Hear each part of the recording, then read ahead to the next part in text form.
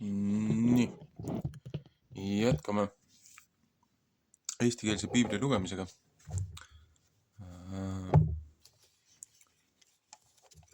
Tartus trükitud 1897 Lagmani juures. Õpetuse nädal 5.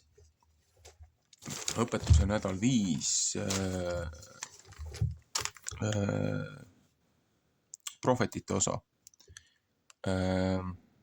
Õpetuse nädal 5 on siis Saara ehk siis Saara elu. Ja see on, prohvetite osa on esimesed kuningad 1:1-31. Et esimene kuningate raamat. Siis esimene peatükk kuni 31.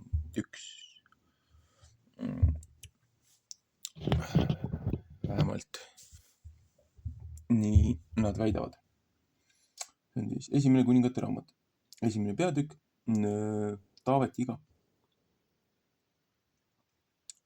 Adonia tõstab ennast ilma aegu kuningaks. Saalomon seatakse kuningaks. Ja kui kuningas Taavet vanaks sai ja elatanud, siis katsid nemad teda riietega kinni, aga tema ei saanud sooja.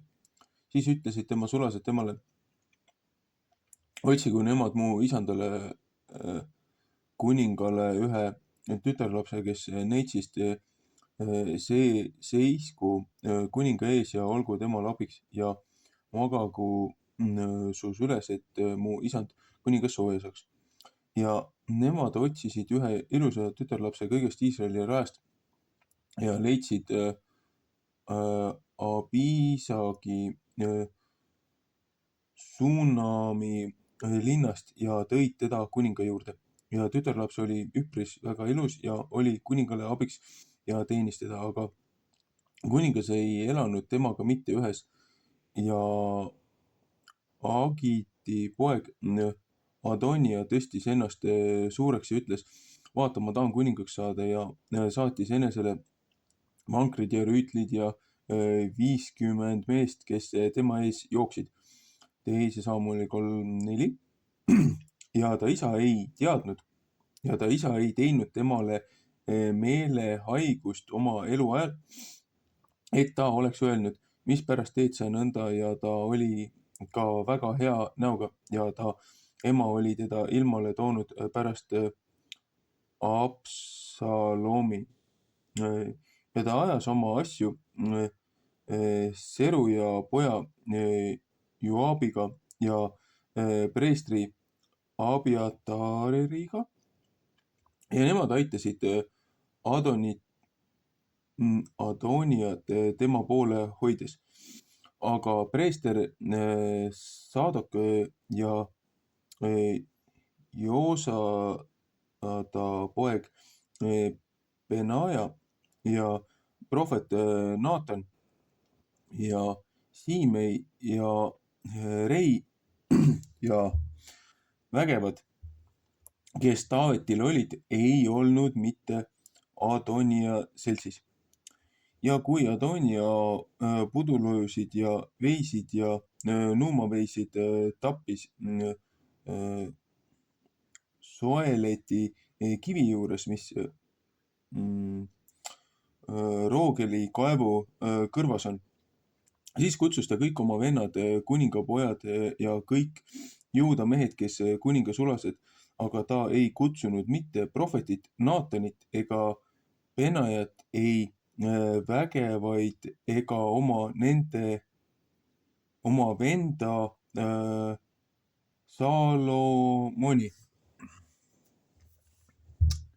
Ja Naatan rääkis Saalomoni ema Batseba vastu ja ütles: eks sa ole kuulnud, et Agiti poeg Adonia kuningaks saanud ja meie isand Taavet ei tea sest ühtegi. Seepärast tule küll, ma tahan sulle nõu anda ja päästa oma hing ja oma poja Saalomoni hing ära. Tule ja mine kuninga Taaveti juurde ja ütle ta vastu, eks sina, mu isand kuningas, ei ole vandunud oma ümardajale ja öelnud, sinu poeg Saalomon peab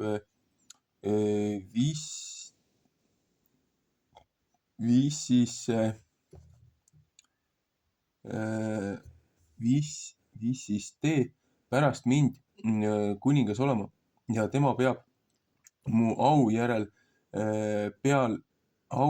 peal istuma. Mispärast on siis Adonia kuningaks saanud? Vaata, kui sa alles seal oled rääkimas kuningaga, siis tahan mina su järele sisse tulla ja su jutu otsast ära rääkida. Ja Batseba läks kuninga juurde kambrisse ja kuningas oli väga vana ja Abisag suunamist teenis kuningat. Ja Batseba nõtkutas pead ja kummardas kuninga ette ja kuningas ütles, mis sul on? Ja ta ütles temale, mu isand, sa oled Jehova oma Jumala juures oma ümardajale vandunud. Su poeg Saalomon peab viissiste kuningas olema pärast mind ja tema peab mu aujärje peal istuma. Aga nüüd vaata, Abdonia on kuningaks saanud ja nüüd mu isand kuningas, sa ei tea sest ühtegi ja ta on palju härgi ja nuumaveiseid ja pudulööseid tapnud ja kutsunud kõik kuningapojad ja preestri Abiatari ja väepealiku Joabi, aga su sulast Saalomoni ei ole ta mitte kutsunud. Ja sina, mu isand kuningas, kõige Iisraeli silmad vaatavad su peale, et sa neile pead teada andma, kes mu isanda kuninga aujärjele peab istuma pärast teda. Aujärje peal peab istuma pärast teda. Muidu sünnib see, kui mu isand kuningas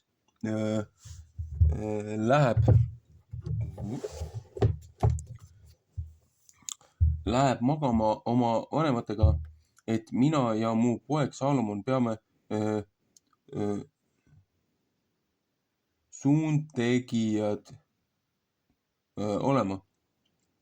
Ja vaata, kui ta alles oli rääkimas kuningaga, siis tuli prohvet Naatan sinna ja nemad kuulutasid kuningale ja ütlesid, vaata, prohvet Naatan on siin ja ta tuli kuninga ette ja kummardas silmili maha ja kuninga ette.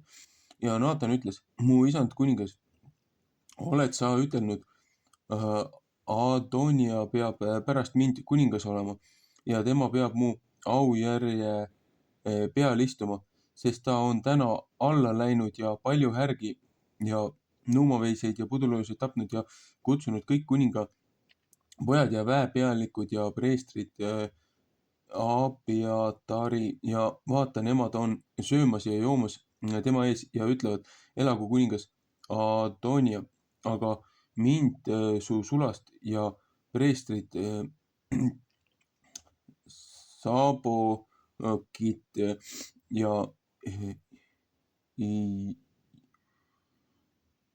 Joojada poega Benajat ja su sulast Saalomoni ei ole ta mitte kutsunud.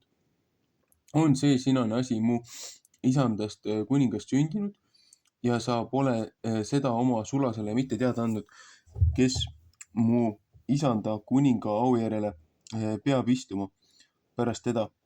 Ja kuningas Taavet vastas ja ütles, kutsuge mulle Batseba ja ta tuli kuninga ette ja seisis kuninga ees.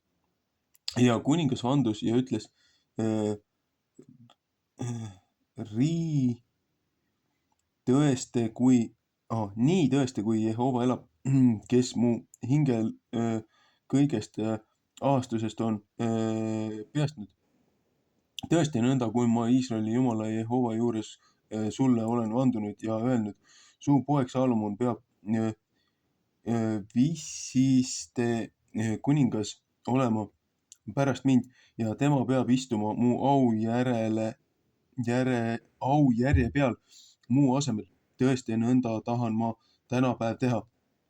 Ja Batseba nõtkutas pead, heitis silmili maha ja kummardas kuninga ette ja ütles, mu isand kuningas Taavet elagu igavesti.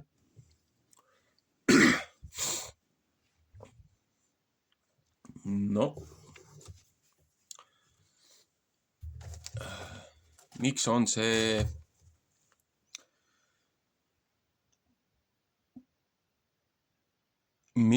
osa siis oluline või kuidas ta on seotud lõpetusnädalaga? Aga siin on ju samamoodi,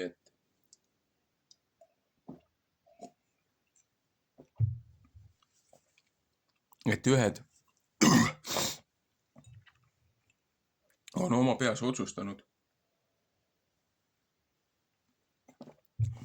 väljaspool õiget protseduurilist korda haarata võim ja siis on sihilikult eemale jätnud need inimesed, kellele on pärand antud. Noh, täpselt nagu Aabrami ajal, et looja ju tõotas läbi Saara Aabramile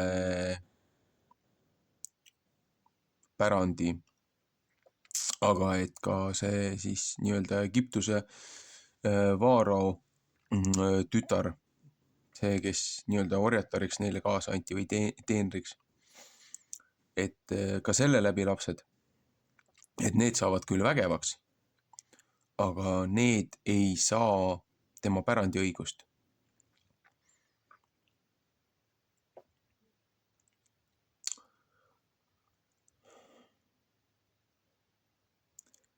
Et ja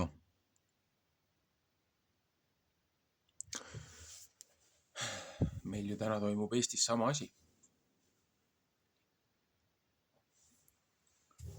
Et meil on kokku lepitud protseduur. Rahvas kiitis selle heaks.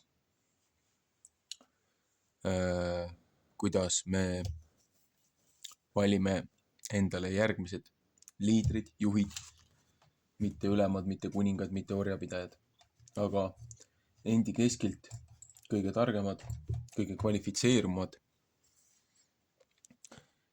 kelle eesmärk on rahva hüvanguks tegutseda, mitte võõrvägede, võõrjõudude, võõrrahade ära ostetud kukrute nimel. Ja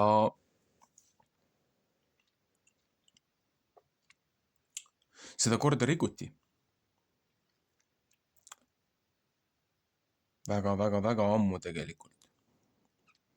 Meie väikse lühikese elu ja arvestuses.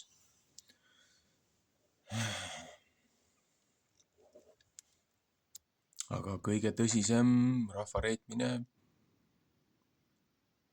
minu teada toimus 2004, kus põhimõtteliselt põhiseadusest, meie ühiskondlikust kokkuleppest lihtsalt joosti üle ja tehti niimoodi, et rahval ei ole isegi võimalust ausalt ja rahumeelselt neid inimesi tagasi kutsuda, kes seda positsiooni kuritarvitavad.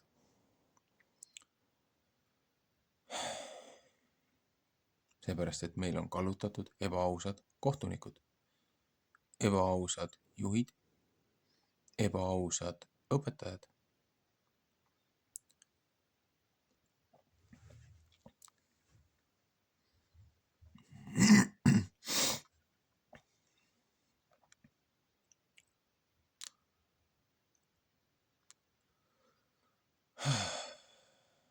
Jätkuvalt. Meeleparandus. Rahva üleüldine meeleparandus ja looja poole tagasi pöördumine. Tunnistamine oma eksimusi, oma vigu. Et meile antakse uus võimalus seekord see asi õigesti korda teha. Ja niikaua, kui seda mõnitatakse või pilgatakse või selle üle naerdakse,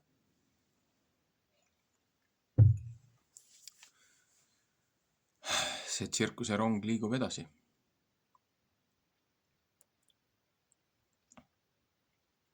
Võib-olla on seda praegult vaja, et ainult hästi pisikene kakukene jääks sellest Eesti rahvast järgi,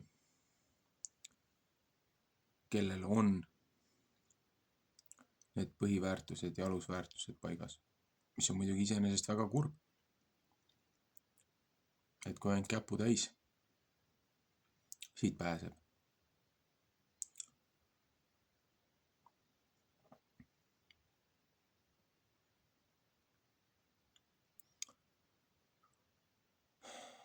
Aga ju siis peab nii olema.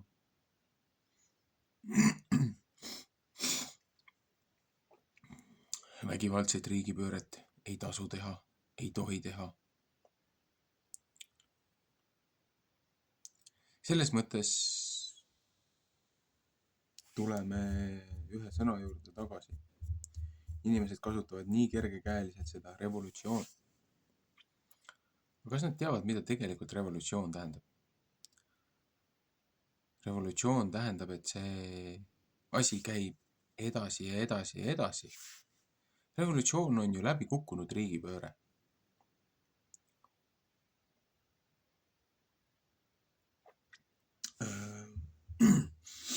Et selles mõttes, arvestades kõike neid pingeid ja kõike seda olukorda, kuhu meid sihilikult on sunnitud, et lükata rahvas nii nurka, et rahvas hakkaks valesti käituma, et rahvas hakkaks mässama, et rahvas muutuks vägivaldseks, siis neil on õigus rahvusvaheliste lepetega, ÜRO ja NATO artiklitega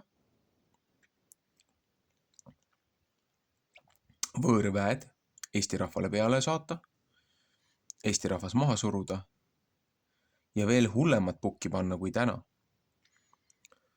Meie eesmärk on avalikus ruumis paljastada nende valelik käitumine,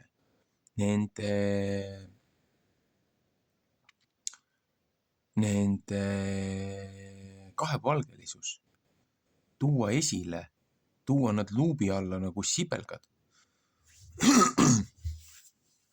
ja näidata kõigile, kes on rahvareeturid, kes on aatellikud inimesed, kes tõesti hoolitsevad ja muretsevad meie Eesti rahva, Baltimaade rahva tuleviku pärast.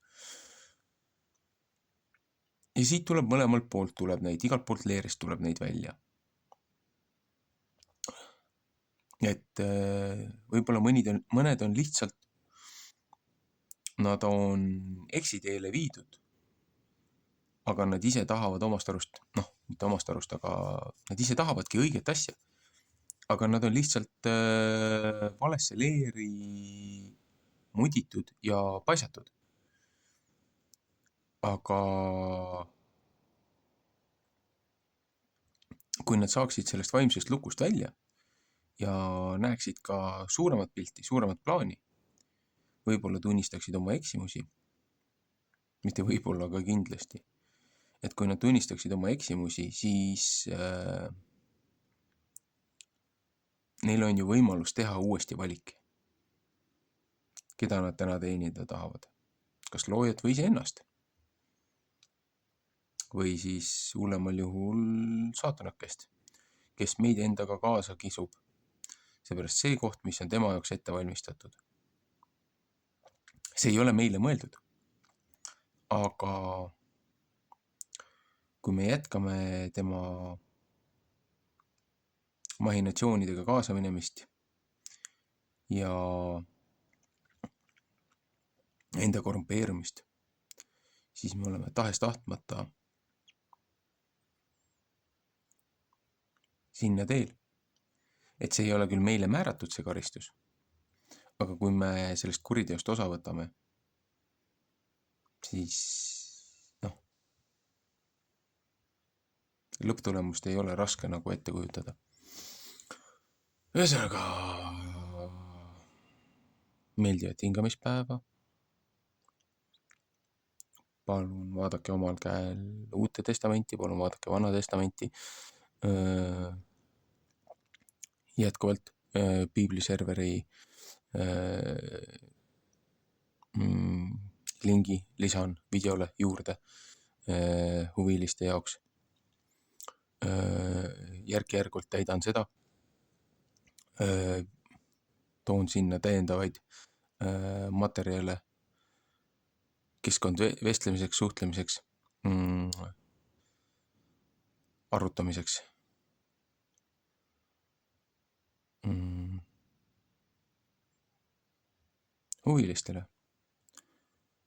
Huvilistele, kes otsivad loojat, kes otsivad tõde, kes tahavad,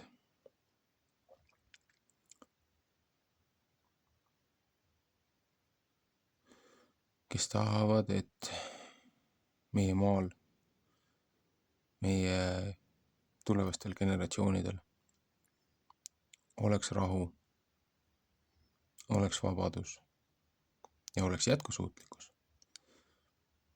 Kahjuks või õnneks seda saab ainult sel juhul, kui me elame harmoonias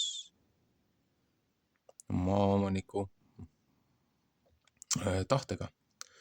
Et kui me loojaseadustest üle astume, siis ilmselgelt on tagajärjed.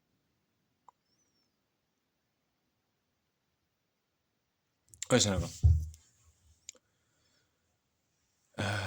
meeldivat hingamispäeva. Jätkame teinekord.